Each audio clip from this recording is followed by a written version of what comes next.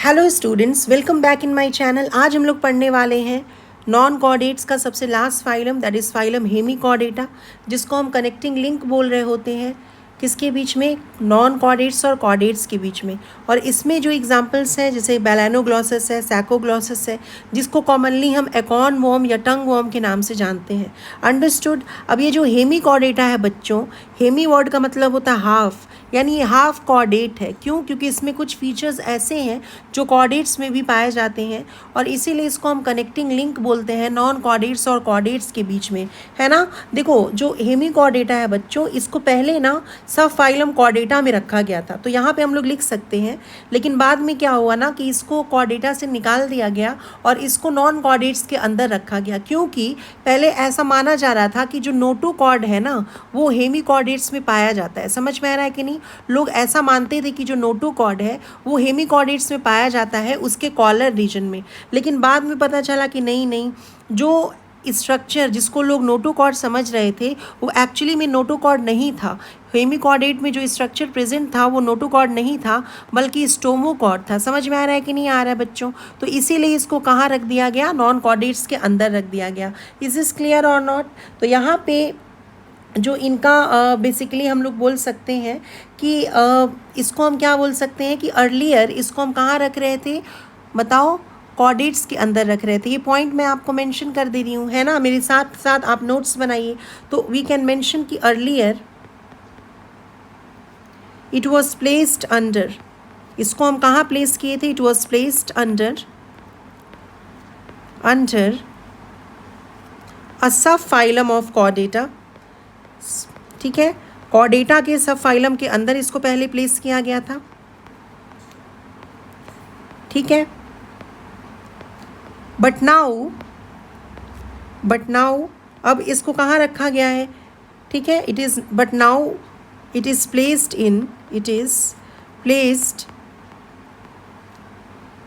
In non Chordata. अब इसको हम कहाँ रख रहे हैं? नॉन कॉर्डेट में रख रहे हैं, क्योंकि ऐसा माना जाता है non Chordata because it is believed, या it was believed because it was believed, ऐसा माना जा रहा था, इट वॉज बिलीव्ड दैट, ऐसा माना जा रहा था कि इनके पास नोटोकॉर्ड है, दैट इट पॉजेस, कि इनके पास क्या प्रेजेंट है बच्चों? नोटोकॉर्ड प्रेजेंट है। ठीक है, बिकॉज दे पॉजेस नोटोकॉर्ड। समझ में आया? लेकिन it was actually not notochord, है ना। ये जो एक्चुअली स्ट्रक्चर था वो नोटोकॉर्ड नहीं था, जो कि लोग इसमें मान रहे थे कि प्रेजेंट है। नोटोकॉर्ड के जैसा लग रहा था वो, लेकिन वो एक्चुअली में स्टोमोकॉर्ड था। समझ में आ रहा है कि नहीं? तो it was believe that it possesses notochord, but actually that structure was, but actually में, है ना, बट एक्चुअली दैट स्ट्रक्चर, वो जो स्ट्रक्चर था, इट वॉज स्टोमोकॉर्ड। वो स्ट्रक्चर क्या था बच्चों? So that structure was stomochord, या जिसको हम लोग क्या बोल सकते हैं? स्टोमोकॉर्ड को हम बकल डाइवर्टिक्यूलम के नाम से भी जान सकते हैं। That can also be known as buccal diverticulum. समझ में आ रहा है कि नहीं? That structure was actually stomochord, है ना, जिसको हम बकल डाइवर्टिक्यूलम भी बोलते हैं।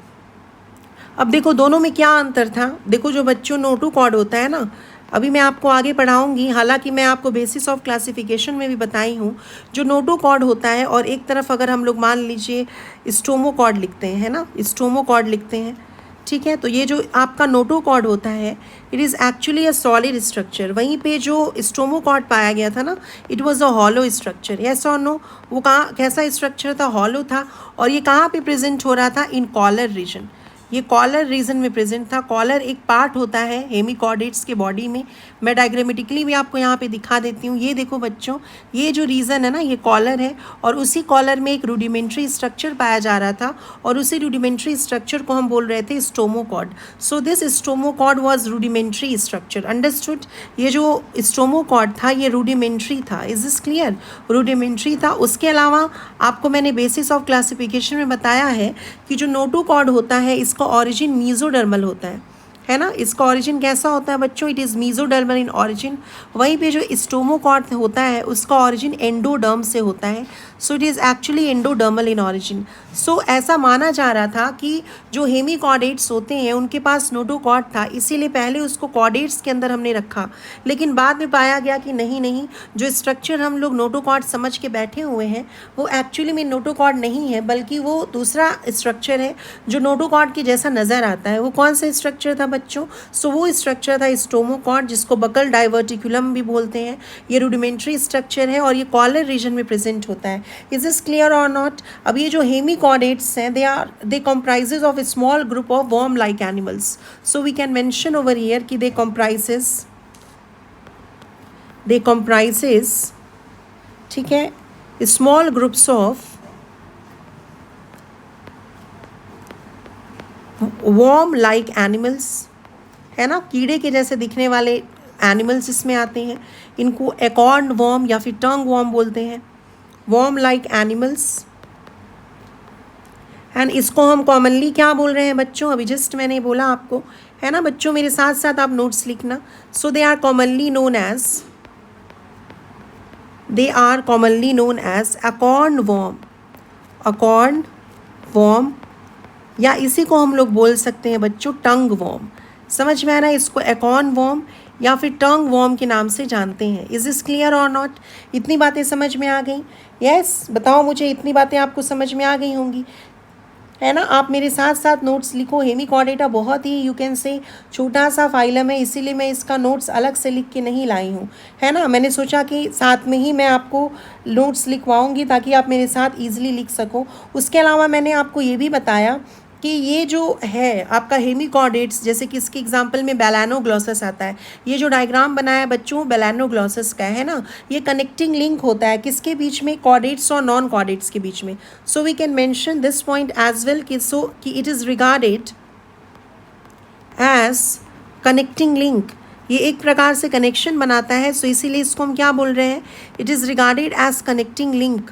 कनेक्टिंग लिंक किसके किसके बीच में है, बिटवीन नॉन कॉर्डेट्स, है ना, नॉन कॉर्डेट्स और कॉर्डेट्स के बीच में ये कनेक्टिंग लिंक है, कॉर्डेट्स एंड कॉर्डेट्स। ठीक है, क्यों, क्योंकि इसके पास एक ऐसा स्ट्रक्चर प्रेजेंट होता है जो कि सिर्फ और सिर्फ कॉर्डेट्स में पाया जाता है। क्या है वो स्ट्रक्चर, उस स्ट्रक्चर का नाम होता है फेरेंजियल पेयर्ड गिल स्लिट्स। समझ में आ रहा है, बिकॉज, तो यहाँ पे हम लोग लिख सकते हैं बिकॉज दे पॉजेस, क्योंकि ये क्या पॉजेस कर रहे होते हैं, बिकॉज दे पॉजेस। ठीक है, प्लीज़ रिमेंबर दिस पॉइंट, है ना। This is not mentioned in your NCERT, but ये आपको पता होना चाहिए। दे पॉजेस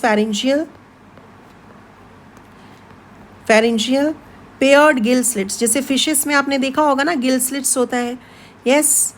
और हर एक कॉर्डेट्स में यू कैन से एम्ब्रियोनिक स्टेज में गिल स्लिट्स प्रेजेंट होता है फेरिंग्स के पास, है ना। गिल स्लिट जो है एक स्ट्रक्चर होता है जो कि असिस्ट करता है रेस्पिरेशन में, विच हेल्प्स इन रेस्पिरेशन। सो ये एक्चुअली में फंक्शनल किस में होता है, मछलियों में फंक्शनल होता है। समझ में आ रहा है कि नहीं। लेकिन बाकी जो कॉर्डेट्स होते हैं जैसे ह्यूमंस में भी ये एम्ब्रियोनिक स्टेज में प्रेजेंट होगा। सो ये जो पेयर्ड फेरेंजियल गिल स्लिट है बच्चों, ये फीचर होता है किसका, कॉर्डेट्स का। समझ में आया, ये किसका फीचर है, कॉर्डेट्स का।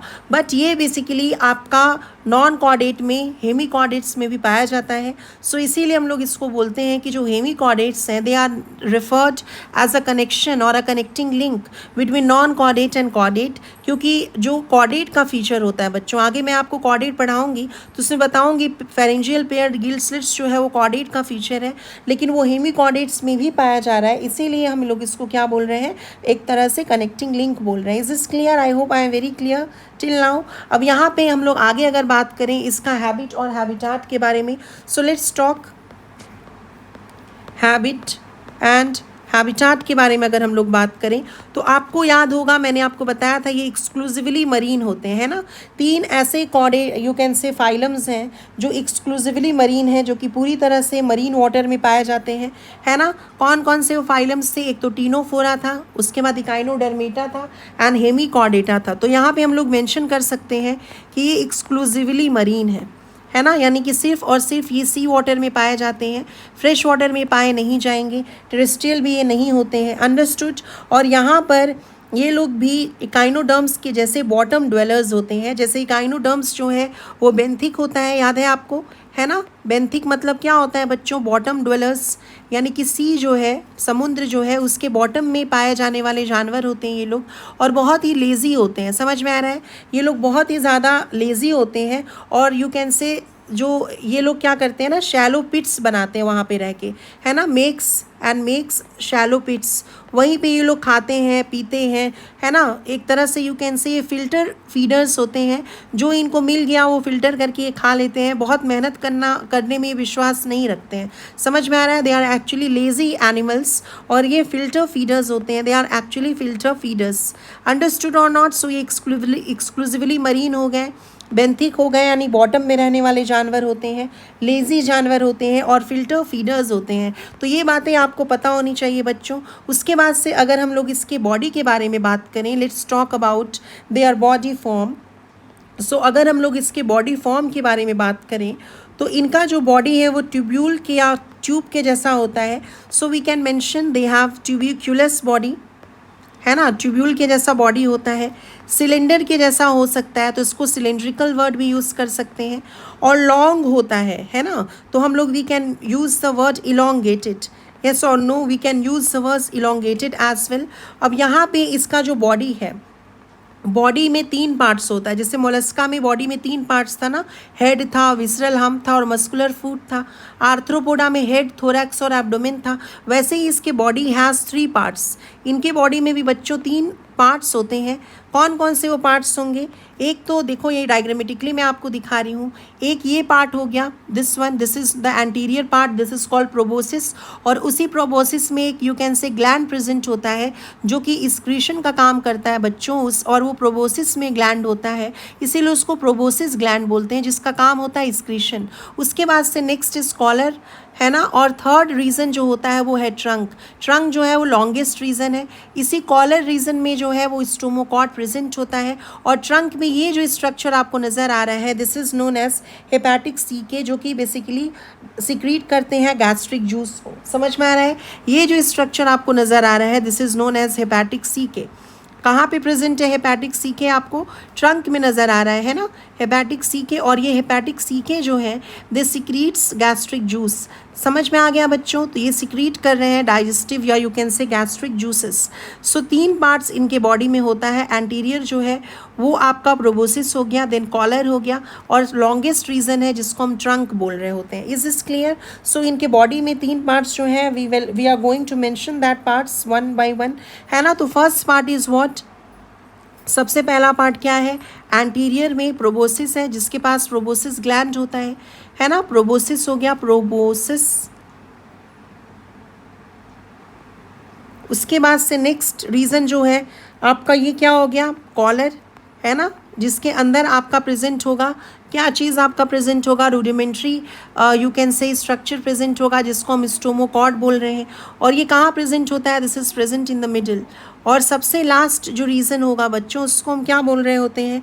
ट्रंक। येस और नो? और ये जो ट्रंक है, this is the longest portion. Yes, तो इसका बॉडी जो है it is divided into 3 portions, anterior, proboscis, collar, in the middle, and trunk which is the longest reason.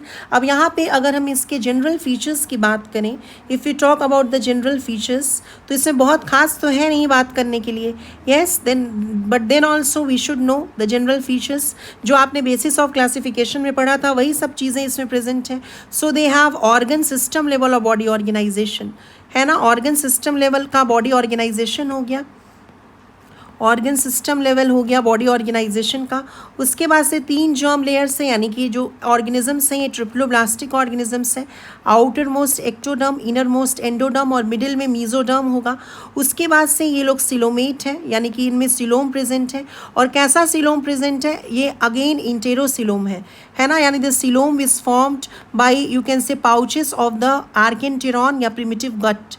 Yes, ये मैंने बार बार आपको इंटेरोसिलोमेट बताया है, बेसिस ऑफ क्लासिफिकेशन में भी बताया है। इंटेरोसिलोमेट 3 जगह पे पाया जा रहा है, Echinodermata, Hemichordata and Chordata. Is this clear? उसके बाद से इनमें tube within tube body plan है, यानी कंप्लीट एलिमेंट्री कैनाल है।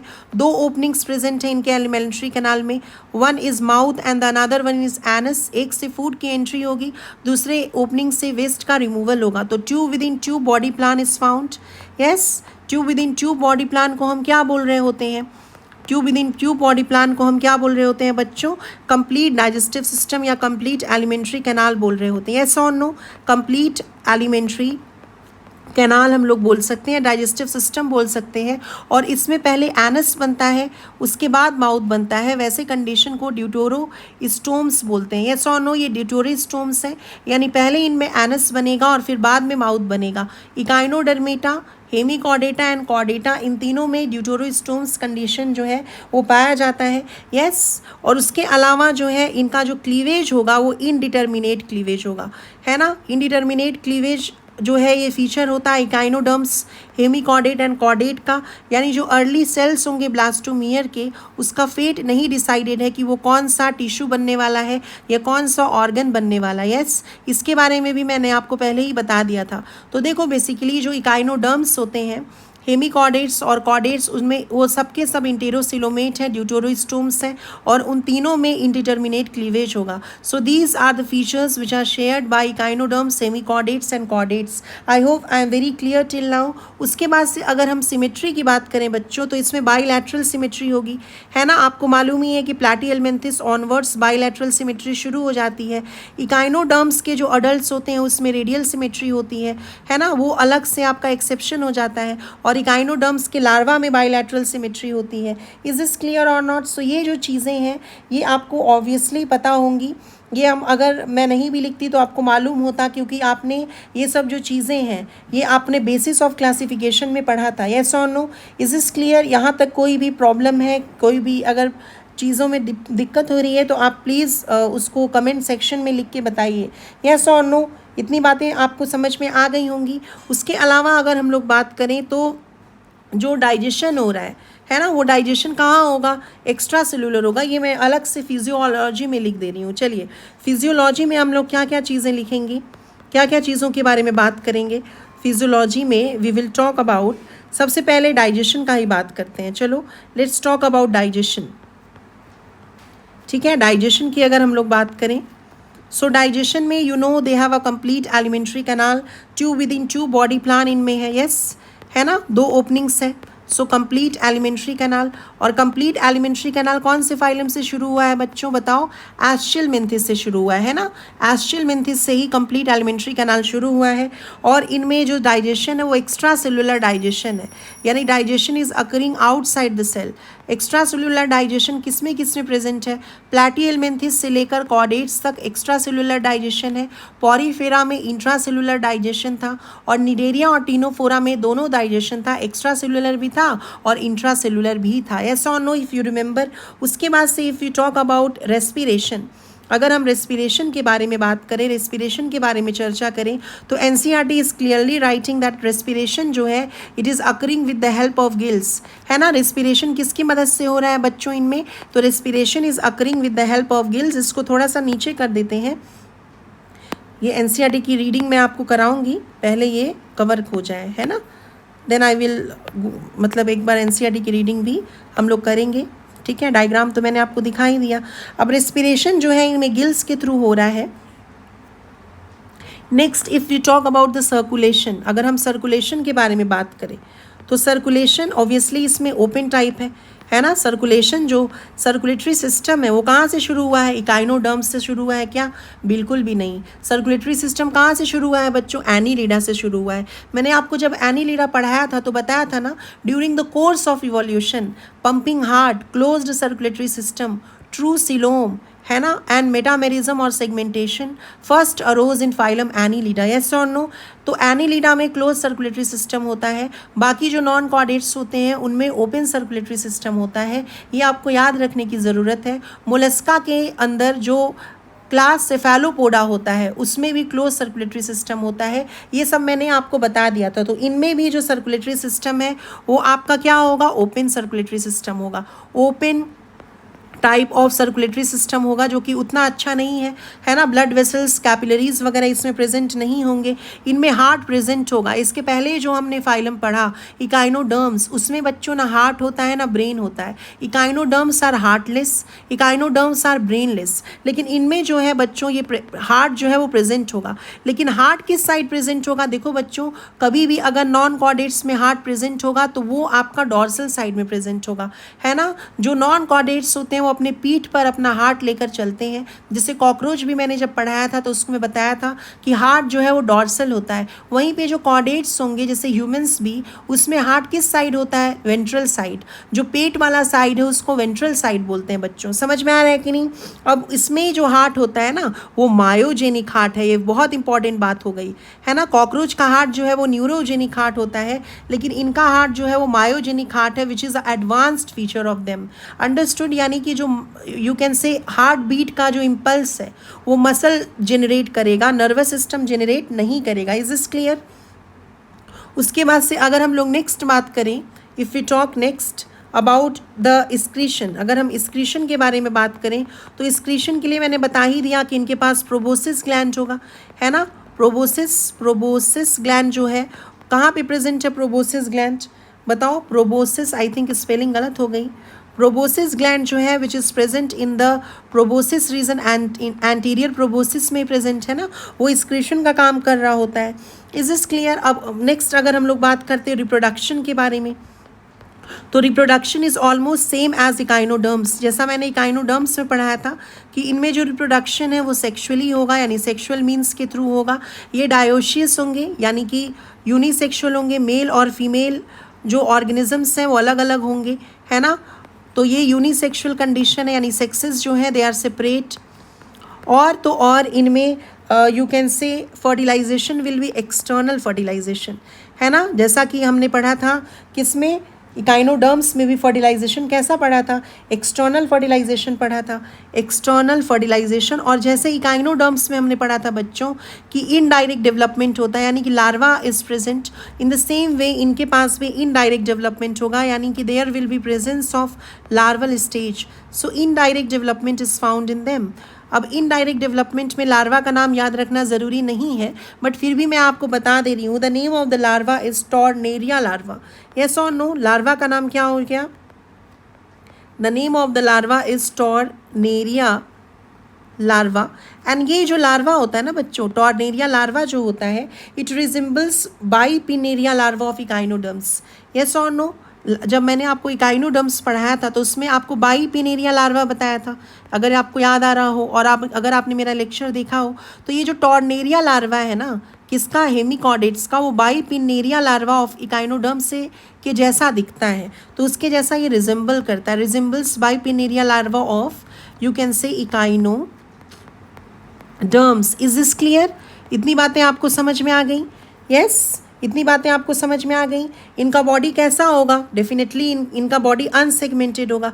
सेगमेंटेशन सिर्फ और सिर्फ 3 फाइलम्स में पाया जाता है, Annelida, arthropoda and Chordata. Yes और नो?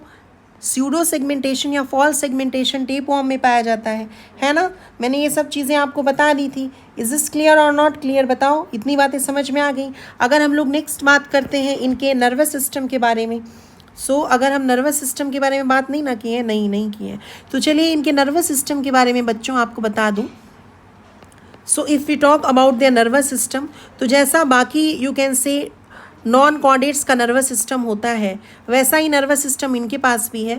आपको याद होगा मैंने बताया था कि जो नॉन कॉर्डेट्स होते हैं उनके पास you can say double nerve cord होता है। हम लोगों में सिंगल होगा, कॉर्डेट्स में सिंगल होता है ना, नॉन कॉर्डेट्स में डबल होता है। कॉर्डेट्स में जो नर्व कॉर्ड है वो डॉर्सल साइड होता है, इनके पास you can say ventral side में नर्व कॉर्ड प्रेजेंट होता है। और जो कॉर्डेट्स होते हैं जैसे ह्यूमंस वगैरह, उनका नर्व कॉर्ड जो होता है वो हॉलो होता है, लेकिन इनका जो नर्व कॉर्ड है वो सॉलिड है। So please remember they have double ventral solid and ganglionated nerve cord. Is this clear? Ganglionated यानी गैंग्लिया का प्रेजेंस होगा, गैंग्लियोनेटेड नर्व कॉर्ड। यस और नो? ये भी एक यू कैन से डिफरेंस है कॉर्डेट्स और नॉन कॉर्डेट्स में। नॉन कॉर्डेट्स का जो नर्व कॉर्ड होगा वो डबल होगा, वेंट्रल साइड में होगा और सॉलिड होगा। वहीं पे कॉर्डेट अगर होता तो यहाँ सिंगल हो जाता, यहाँ डॉर्सल हो जाता और यहाँ हॉलो हो जाता। इज दिस क्लियर बच्चों? ये बातें आपको समझ में आ रही होंगी आई होप, है ना? इतनी बातें आपको समझ में आई। बताइए एक्सक्रीशन किससे हो रहा है? प्रोबोसिस ग्लैंड से, रेस्पिरेशन गिल्स से, ये बेंथिक होते हैं, है ना? अब यहाँ पे सिर्फ आप एग्जाम्पल्स याद रख लो। अब एग्जाम्पल ज़्यादा इसमें याद रखने की ज़रूरत नहीं है, जो आपके एनसीईआरटी में दिया है वही एग्जाम्पल आपको याद रखना है। 2 ही एग्जाम्पल हैं और आपको 2 ही एग्जाम्पल याद रखना है। वन इज़ बेलानोग्लॉसिस,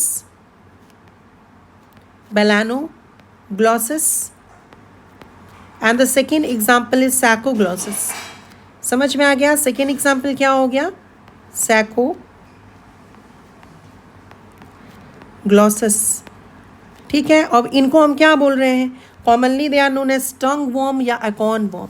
इसको हम कॉमनली क्या बोल रहे हैं? टंग वॉर्म बोल रहे हैं, क्योंकि कोई ऐसा था आदमी जिसको ये ऑक्स जो होता है ना, बैल के टंग के जैसा नज़र आया। समझ में आ रहा है कि नहीं? इसीलिए उसने नाम दे दिया इसका टंग वॉर्म, या इसको एकॉन वॉर्म के नाम से भी हम जानते हैं। इज दिस क्लियर और not clear?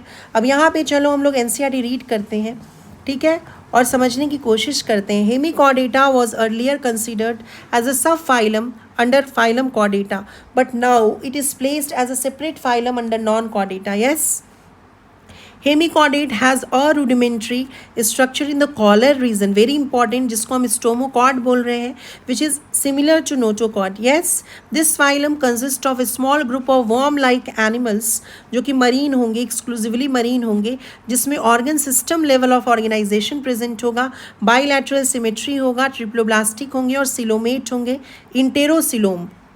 The body is cylindrical and is composed of an anterior proboscis, a collar and a long trunk. Yes or no?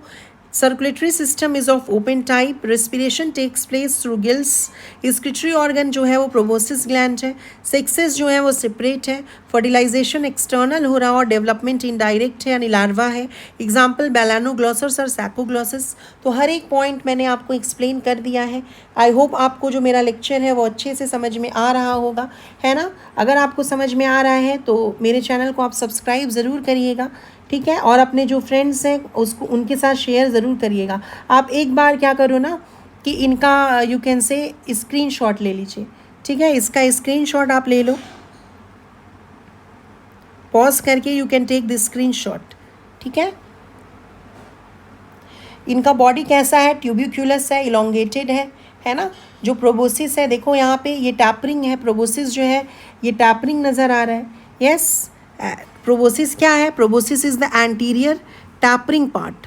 आगे का जो पोर्शन है जिसमें प्रोबोसिस ग्लैंड भी है वो टैपरिंग है। टैपरिंग मतलब पॉइंटेड। देखो आप, नज़र आ रहा है ना, टैपरिंग पार्ट है ये पॉइंटेड नज़र आ रहा है कि नहीं आपको? देखो दिस इज़ पॉइंटेड ना, तो ये टैपरिंग है। येस और no? You can take this screenshot.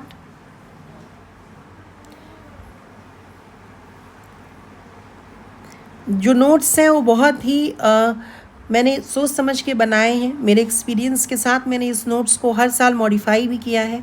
सो आपको शायद इससे अच्छा नोट्स नहीं मिले, तो इसीलिए इसका कद्र करिए, इसका स्क्रीनशॉट लीजिए और उसको अभी के अभी लिख लीजिएगा, ठीक है? Don't waste your time. एक बार आप पॉज करिए और स्क्रीनशॉट ले लीजिए। और अगर आपको लेक्चर समझ में आ रहा है तो मैं फिर से बोल रही हूँ, लाइक शेयर और सब्सक्राइब ज़रूर करना, सो दैट मुझे भी मोटिवेशन मिले to make more and more videos for you all. Understood? तो चलो आज के लिए इतना ही। अब जो नेक्स्ट क्लास होगा मैं उसमें कॉर्डेट शुरू करने वाली हूँ, तो stay tune with my channel. Thank you so much students for watching. Bye.